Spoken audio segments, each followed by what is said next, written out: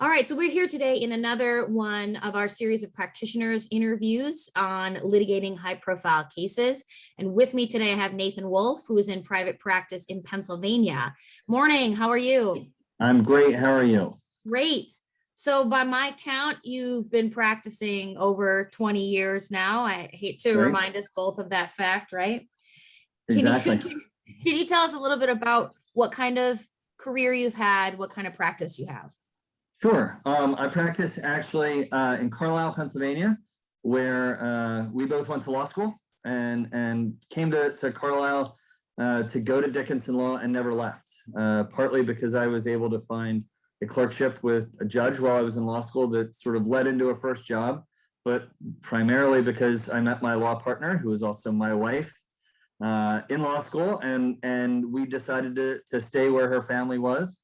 And so my practice has evolved over the years, but she and I have worked together since 2005.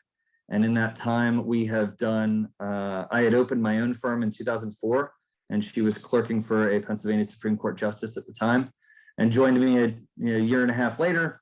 And I was doing a lot of court-appointed criminal work. We do family law. And in 2004, I sort of, as a goodwill gesture.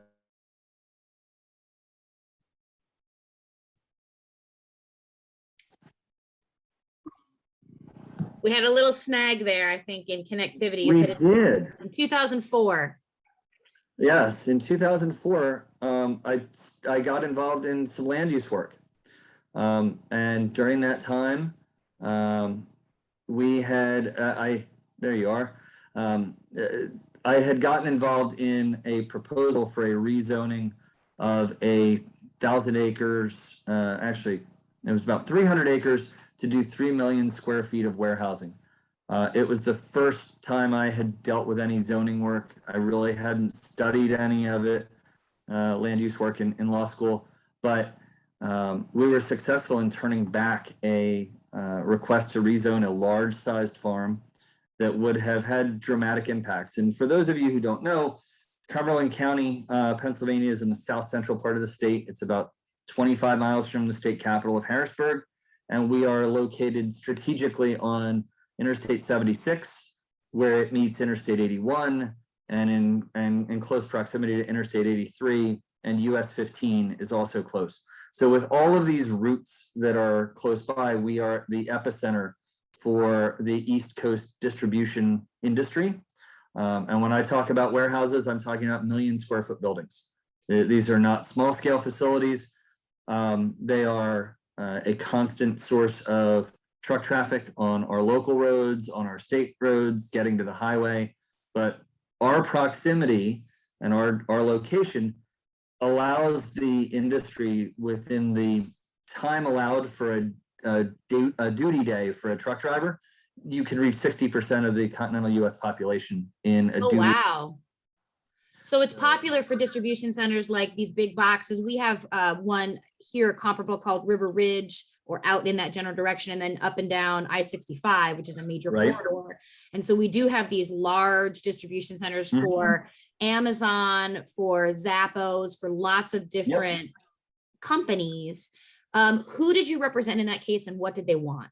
Well, in all of these cases, I have been involved in probably at least 10 to 12 of these large scale land use cases, but I've also and in every case it's citizens groups. I do not represent developers. I have had a personal desire to see open space preservation, smart planning, and they have constantly built out onto ag land that's near interstate exits because it's cheap build out, cheap land acquisition, and all they want to do is be able to get their goods out of their building and onto the highway, or off the highway and into their building with as little in between as possible. So Carlisle has been sort of encircled by a number of large scale distribution centers. I came in a little later in the game, but we have had things like drop lots for empty trailers. I had, and typically you're talking about citizens groups that are made up of 10 to 20 to 40 households. And so in some cases, they are doing chicken barbecues to pay my fees. Oh, so are these typically homeowners in the affected areas or all over the city? Okay. Absolutely. The first one that I did was really a township effort. I got involved because my in-laws lived in that municipality. Okay. And it was an issue that was going through college was somewhat near and dear to my heart. So I just didn't focus on it in taking land use classes in law school, but what I had gathered and what I learned pretty quickly, and I took a lot of courses on it in continuing legal ed so that I could be better at it. And so that I wasn't just the guy standing up there saying, I'm a lawyer, you're wrong. But these are proceedings that happen in Pennsylvania, we have boroughs and townships and cities, and all of these little fiefdoms, so to speak, have their own zoning ordinance if they have zoning law. They all are small legislative bodies. Usually in Pennsylvania, that the job of township supervisor grew out of the township road supervisor, and basically they added on responsibilities for the local municipalities, including things like zoning, and they're a taxing authority. So there is some sophistication in some townships, and in others, it's still, some people do it because they get health insurance. Right. So, right. So you're dealing with this case that's also got media attention to it, because anytime you have a big distribution center wants to buy up a bunch of land and build a huge building, that's going to create media attention. And then when you've got neighbors fighting that, the media is going to use that to their, clickbait. They want to cover that story. Sure. So they are hot button issues here, especially. So, and I can tell you that there has been an enormous amount of pressure in this area by the industry to say, hey, this is a natural extension of what we've already got. And I can give you a perfect example. All right. Within the last 2 weeks, I got a phone call from someone saying that there is a proposed rezoning that was 3/4 of a mile from my farm. And in between where I live and that farm that was proposed for rezoning, there are 2 or 3 other folks that I had represented in a prior warehouse case. And I spoke to them and said, look, I'm willing to go out there. We got word of it very, very, very early in the process. It's when the municipal supervisors were given the task of deciding whether they even wanted to pass the request from the developer onto the planning bodies, which is usually the first step. It's usually very ministerial. Right. Well, I used social media as a way with a local township oversight group that has 600 members to get the word out. I did a right to know request. I asked for what the applicant had submitted. It was PDF to me, and I uploaded it. So who did you ask for that? The board that, the township office.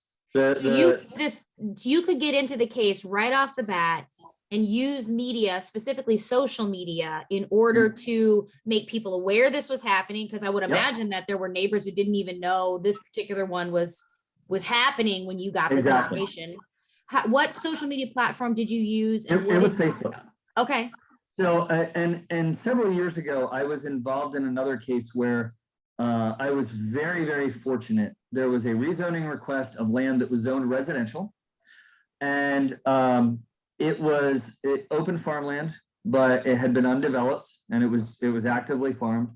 And a local company wanted to rezone it and put up another 1.5 million square feet of buildings. So I had originally spoken to one of the neighbors who wanted to hire me.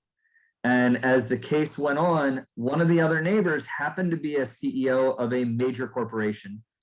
And not one that was planning a building out in that area, just a no, not at all. No. In fact, somebody who was very responsible about how they did it.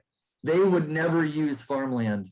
It was Ollie's. The founder of Ollie's, one of the founders of Ollie's, was a almost adjacent property owner. Okay. And unfortunately, he has now passed away. but he was at the time the CEO, came in and offered testimony in support. But we got started very, we were behind the 8 ball in that case because we got it early. Okay. Ultimately, but we challenged the rezoning that we went in and made a presentation, and the board at the time, it happens to be the same township that I was talking about getting in very early. The board at the time was composed of different elected officials. And despite the fact that we had 120 people come in and say, please don't do this, they, that corporation had, the heads of that corporation lived in that township, had given a lot of money to the township. There was very little I was going to do to convince those elected guys not to grant this request. But fortunately, the courts disagreed because it was a spot zoning case. And we argued that successfully. It's probably one of the most, it's definitely one of the few recent decisions on spot zoning that's been published in Pennsylvania at the appellate level. So it has some precedential value. And Tell us what spot zoning is for those of us. So spot zoning is the notion of not modifying a zoning plan to serve the needs of one user. So in this case, you have a bunch of residential uses on 2 sides. You had, I think that there were 27 residential properties used or zoned, and they would have taken this high density residential area for these farms and turned it into industrial zoning to allow warehousing. And not redone the entire zoning plan just for this particular company that wanted to come in. And in fact, would have left all the houses that were literally adjacent to it in the residential zone. And so they would have been orphaned. They couldn't be developed for industrial. Right. Nobody would want to live in them. So you can't resell them. Your Right. family home or family farm that you might have been in for however many years is now next to a big, not just a big box, but a massive box. Right. With trucks coming in and out. It's kind of like the pig farm cases that we talked about Sure. in law school, not the same nuisance necessarily, but Right. now your property value has gone down. So you not only attacked this with the board and tried to prevail with them, and when Right. you didn't, you were able to prevail in court. Right. Right. Absolutely. And throughout the process, there's a handful of reporters that I know that I would make sure that they were aware of steps that were going on. Because one of the things that in land use law in particular, and dealing with municipal bodies, you always want the face of the press there. You don't want them to make decisions in darkness. You know, to use the Washington Post tagline that democracy dies in darkness. Mm-hmm. The reason that they call them sunshine acts, that public votes have to take place in public. And these legislative decisions are no different than on the state level, passing laws there, but it's just that the ordinances are the equivalent of, I mean, they are law, but they are within the purview of a local elected body. So we tried at the front end to get a lot of attention on it. But when we had to go back, we went to a zoning hearing board that's the procedural step to challenge the validity of the zoning.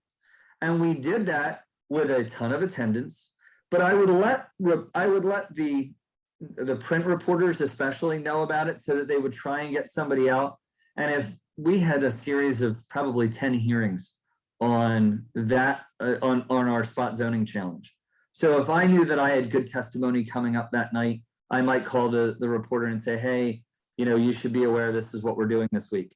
I might share the written reports that I was going to submit in advance so that they didn't hear this information in a vacuum and not understand the context.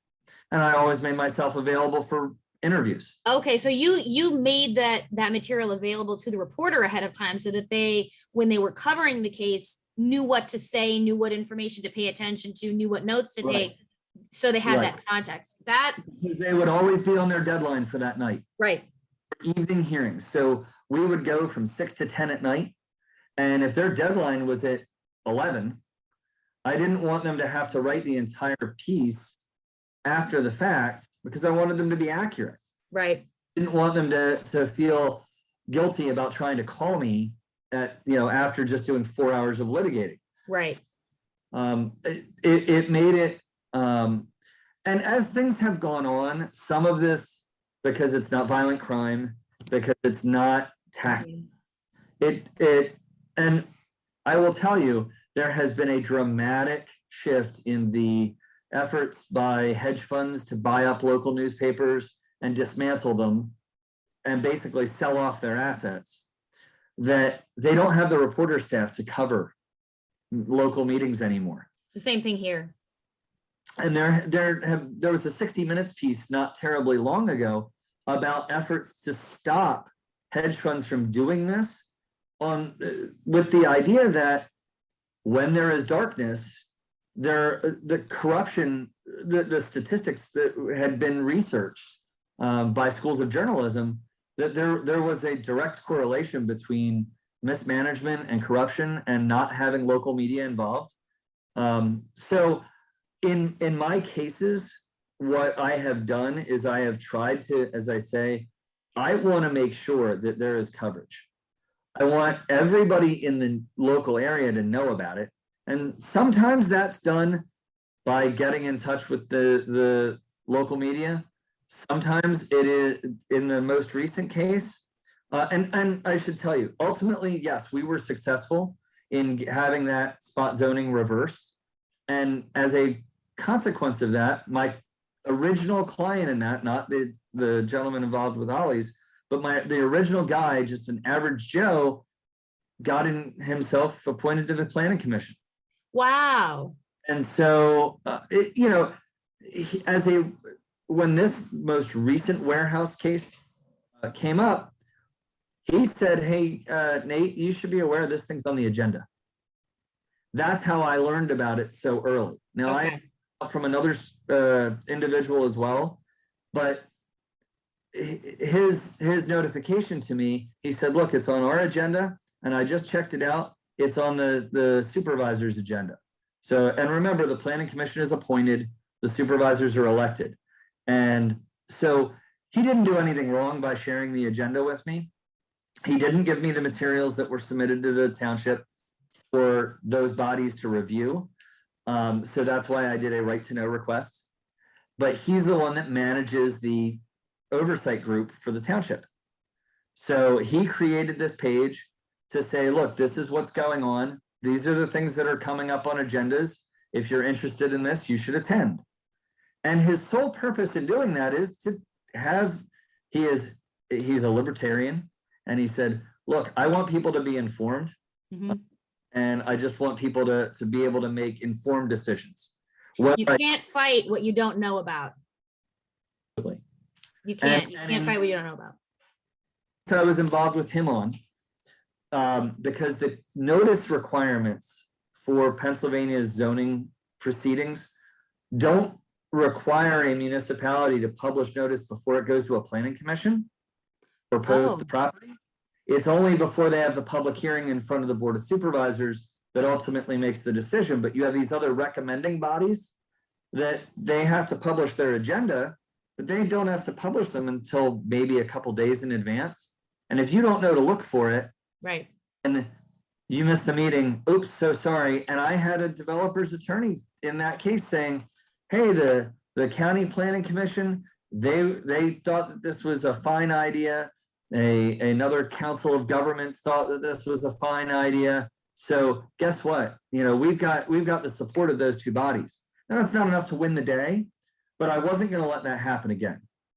And so as I found out about it, I asked the county planning commission, is it on your agenda? And I knew that it wasn't, that it was on the local township's agenda, but I knew also that the board had to pass it to them first. So the long and the short of it was I upload this 40-page document and I start talking about what they are asking for, because they not only wanted to rezone the property from commercial to industrial, but they also wanted to change the text of the ordinance to allow buildings up to 60 feet tall instead of 35 feet tall. And they were going to do a smaller footprint with a taller building, mostly automated, so that they can, have a more functional building for themselves. But a lot of people wouldn't realize that when they read it. And yet that's a massively larger building than It is. that we have. It's probably less pleasant to live next to as well. If you're can't screen it. You can't screen it. No. It's impossible to hide it from view. And one of the objections about this stuff is because we all recognize the necessity of it in the digital shopping age. And we have an enormous Amazon presence here. We have any number of large retailers have a location in the Carlisle area or along 81. And this has spread down. Interchange on 81 now is home to, for the most part, is now home to at least one facility. So, but along this corridor where we are, we've got 20 million square feet under roof. And the truck traffic from it is inordinate. It's overwhelming. And we've made is we've absorbed more than our fair share here. Right. So in a matter of 2 days or 3 days, I think we got the information on Thursday and the meeting was Monday night.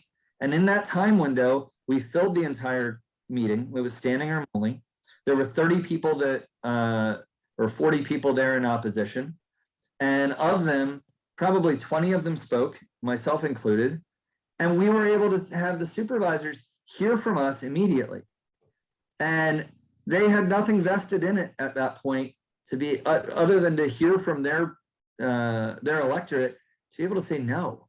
And you know, that's exactly what they did. They shut it down that night and saved us the next 5 years of litigation. One thing that I used social media to do was to prep these other people that I didn't know. I've never talked to them. Right. But you go in there, you need to understand the supervisors have not dealt with this before. So don't put them on the defensive. Don't give them a reason to say no. Don't argue with them. Don't accuse them of anything. And one of the supervisors after the meeting said to me, "Thank you for doing that." And above all, I had said in my posts, be respectful. Be respectful with your message, be heartfelt, be emotional, but be respectful. Right. And the supervisor who made the motion to deny it after the meeting said to me, "I really appreciate what you did here." Because most of the time people will come in, they will accuse us of what you wouldn't believe. Like school board meetings, like people going into school board meetings and just absolutely losing their minds now over some stuff that may not even be happening in the school district, and they inflame the situation. That makes a lot of sense to me. And specifically here, they'll come in and they'll say, you're in the pocket of the industry. You're gonna just because they've paid you off some way. Right. So I think that's what he was referring to. But from that, I knew that he had seen my posts. Okay. And everybody followed that lead. Everybody was considerate, they were polite, they were respectful, and the only animus that they had was towards the developer, not towards the board. So it made it super easy for the board to say, "No, thank you. We've got enough," and refuse to accept the application. So this sounds like a great example of cases that typically we don't think enough about the ramifications of land use cases, municipal government cases, because they really do affect housing. They can affect the value of your property, and you can just be an average, ordinary, I mean, it can be my home or your home that's affected by these laws. And we're not intuitively drawn to, I'm not going to just go to a zoning meeting because I feel like to do on a Tuesday night. Right. No one's like just interested in that.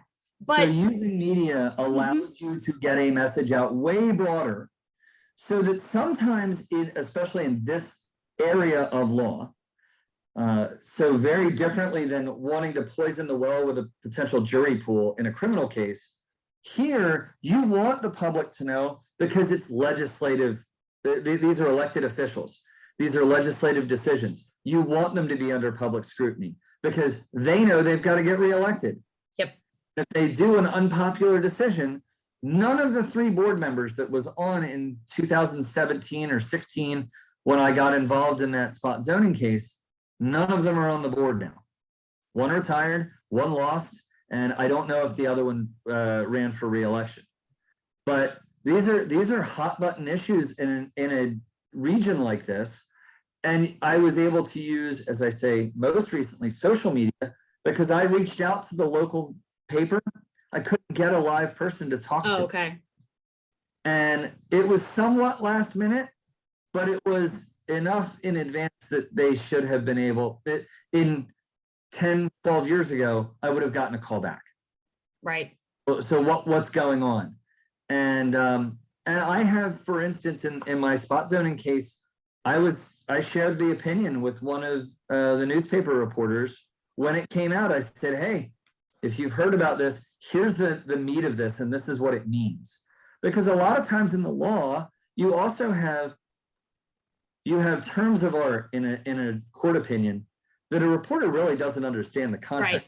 Right. They're looking for what they think is the best thing to write about. And if you're starting to draw their attention to what really is the best thing to write about, then you're getting that favorable coverage.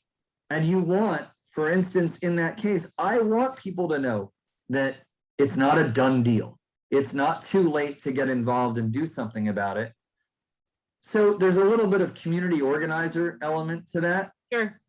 In addition, we have the practical effect of making sure that when the next potential client of mine gets a zoning notice and doesn't know whether to call an attorney because they think it's already over and done with, by reading a newspaper article or watching something on social media that says, wait a minute, those folks won, why not us? Right. And so it's empowering as well. But I agree 100%. And this discussion has ramifications in a lot of different parts of the country. Here specifically, because we have a really similar structure to what you're describing.